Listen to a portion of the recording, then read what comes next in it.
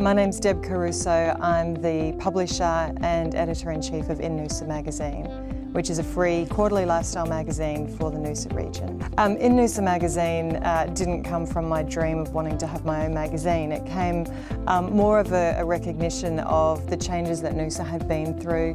It had recently de-amalgamated from the Sunshine Coast Council. The Noosa Biosphere Reserve was being promoted and understood a lot more widely, and there was this real change in the type of employment and creative industries that were happening up there. I didn't sleep much during the first edition. I probably got 2 or 3 hours sleep a night for probably the 2 to 3 weeks leading into it. I think not having a full appreciation of the amount of work that had to be done, and a lot of it was very last minute, chasing up ads, getting in stories, and I had a lot of contributors as well. If you're studying journalism now, it's a really, really exciting time to be in the industry because there are so many options that are available. And you can really choose your own adventure.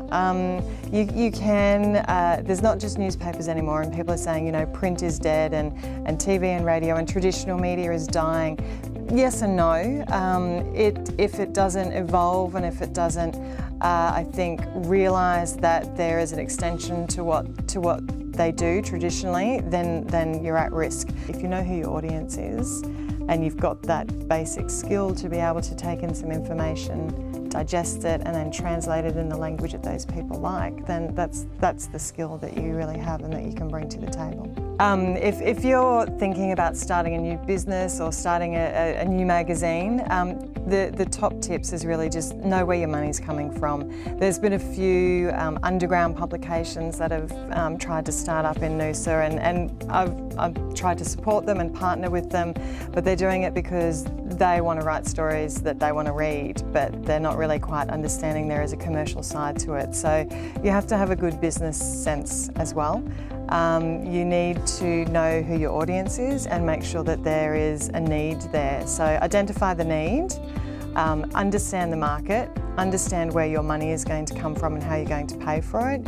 You can make it a pay-per-view or pay-per-read or get subscribers, or you can use advertising to pay for it. And make sure that you know and you understand what you are actually selling people before you go to them. And then when you do know what your product is and why it's different and what are the benefits of it and the advantages of it, why would they want to put their money into your venture? Don't be afraid to collaborate. Work with like-minded businesses. Get some mentors on board to help you and support you, and just go for it.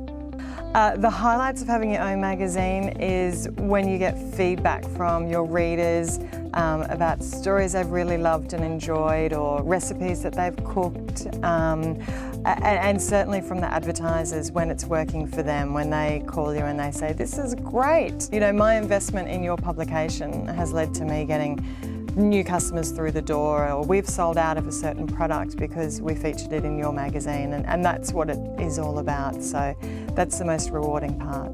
Challenges is running a really small team. The challenge is limited resources and just balancing the outputs with the inputs. So just trying to make sure that you're not overextending your commitments, your financial commitments, and also making sure that you're surrounded by the right people and you're not wasting your time with people who aren't contributing positively to your business.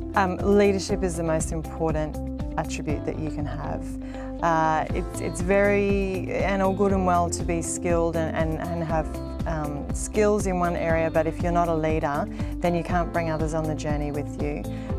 Particularly with the magazine, I needed to show leadership in driving the printers to keep finding and sourcing the right stock. I needed to lead the design team in not just producing designs they wanted, but designs that I really understood that we needed and that would work within the marketplace.